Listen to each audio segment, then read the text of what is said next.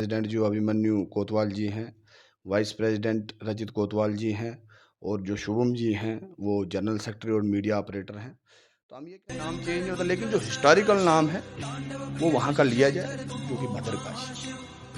कहीं न कहीं इसे चिनाब वैली भी बोला जाता है, तो आप उसके बारे में क्या कहना चाहते हैं कि चिनाब वैली एरिया में देखिए, आता है? ये पहले इसको चंद्रभागा बोला जाता, जहाँ चंद्र और भागा का मिलन होता है, तो इसीलिए इस वैली को चंद्रभागा कहा जाता। तो अब ये चिनाब वैली किसने रखा, किसने नहीं रखा, भद्रवा किसने कहा, मिनी कश्मीर किसने कहा, मैक्सिमम जो ये स्टेट की जो पॉलिटिकल पार्टीज़ हैं वो श्रीनगर से बिलॉन्ग करती, पीडीपी, एनसी। तो उन्होंने उस समय में किया है, लेकिन आने वाले समय में यूनाइटेड भद्रवा इन सब मुद्दों को उठाएगा और जल्द से जल्द। एडमिनिस्ट्रेशन का अच्छा कॉपरेट रहा है, लेकिन हमारा जो मेन मकसद है कि जो ये रोड का जो निर्माण है इसको जल्द से जल्द कैंसिल किया जाए। अगर ये कैंसिल नहीं होती है तो उसके बाद अब प्रोटेस्ट किस तरह से तीव्र गति में चलेगा आगे आने वाले समय में, तो उस समय फिर एडमिनिस्ट्रेशन को ये समय चरनामत समझ के पीते हैं, तो वो प्रदूषित हो जाएगा वहाँ पे। तो पूरे भद्रवा के अंदर 2 ही तो पहाड़ हैं जहाँ पे ग्लेशियर है, एक आशापति है, एक कैलाश है। अगर वो ग्लेशियर भी सूख जाएगा कल को तो भद्रवा में पानी की बहुत दिक्कत हो जाएगी और अभी भी कतई वहाँ के लोग मुझे नहीं लगता कि बर्दाश्त करेंगे, क्योंकि आपने देखा एजिटेशन में भी बहुत सारे युवा हमारे साथ जुड़े हुए थे। तो अभी भी युवाओं के फ़ोन्स वगैरह हमें आ रहे हैं, तो बिल्कुल ये इनको वापस। नमस्कार, आप देख रहे हैं जम्मू टीवी और मैं शुभम कोतवाल। जैसा कि आप जानते हैं, हम आपको हमेशा किसी न किसी नए मुद्दे से अवेयर कराते हैं। वैसे ही आज हमारे सामने मनोज जी, जो कि यूनाइटेड भद्रवा के चेयरमैन भी हैं, उनसे हम पूछते हैं कि जैसे कि जानते हैं भद्रवा का बैसाखी का महोत्सव आने वाला है, तो उस पर आप क्या कहना चाहते हैं? सबसे पहले तो भद्रवा के लोगों को, भद्रकाशी के लोगों को, अब आपने बैसाखी की बात की अभी तो 13 को, लेकिन चलो आज से ही उनको मैं मुबारकबाद देना चाहूँगा बैसाखी की। और साथ में यूनाइटेड भद्रवा की जो टीम इस समय काम कर रही है, हमारे प्रेसिडेंट जो अभिमन्यु कोतवाल जी हैं, वाइस प्रेसिडेंट रजित कोतवाल जी हैं और जो शुभम जी हैं वो जनरल सेक्रेटरी और मीडिया ऑपरेटर हैं। तो हम ये कहना चाहेंगे, ये कोई मूवमेंट कोई किसी के साथ पर्सनली कोई किसी पे अटैक नहीं है या कुछ नहीं, खाली अपनी आस्था, अपने कल्चर, अपने हेरिटेज को बचाने के लिए मूवमेंट हम चला रहे हैं। तो जैसा कि आपने बीते दिनों में भद्रवा में एजिटेशन की शांतिपूर्व तरीके से, तो उसमें आपको सरकार से कितना साथ मिला या जो आला पद अधिकारी थे, उन्होंने आपकी तरफ क्या रवैया रखा? नहीं, देखिए, प्रोटेस्ट के टाइम तो पहले हमारा यही काम बनता है कि हम एडमिनिस्ट्रेशन को एक लेटर दें कि हमें सिक्योरिटी की ज़रूरत है, तो वो एडमिनिस्ट्रेशन ने हमें प्रोवाइड भी किया है।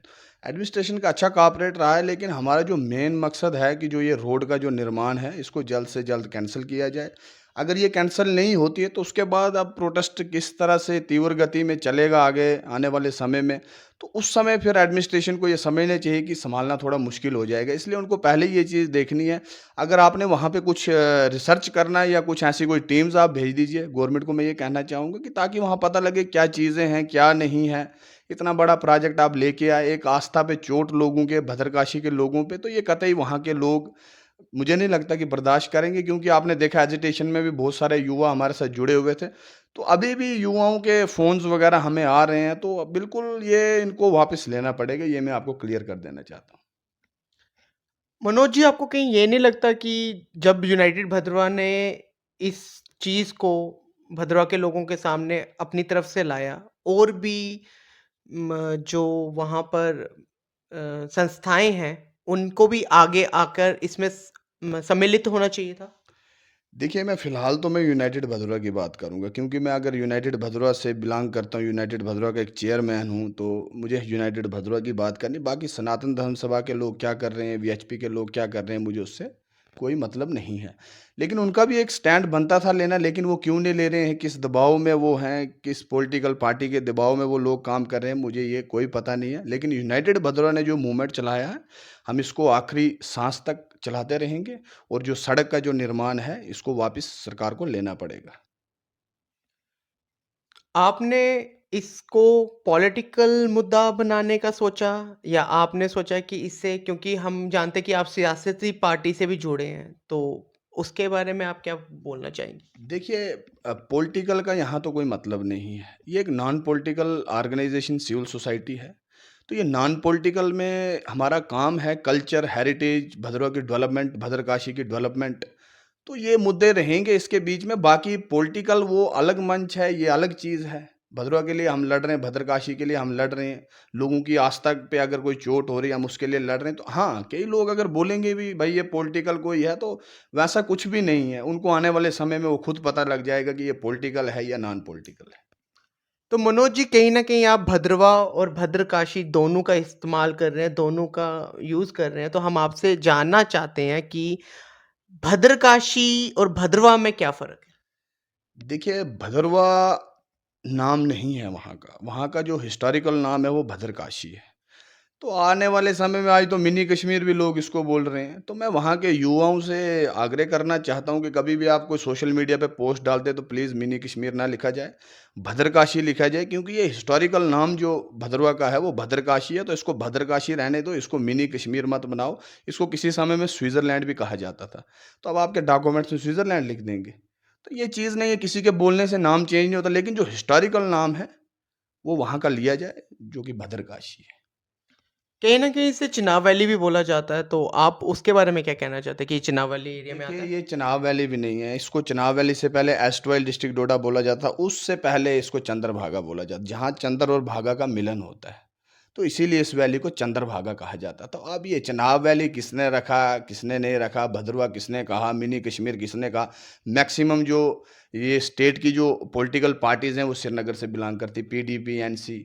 तो उन्होंने उस समय में किया है, लेकिन आने वाले समय में यूनाइटेड भदरवा इन सब मुद्दों को उठाएगा और जल्द से जल्द भदरवा का भद्रकाशी बनेगा।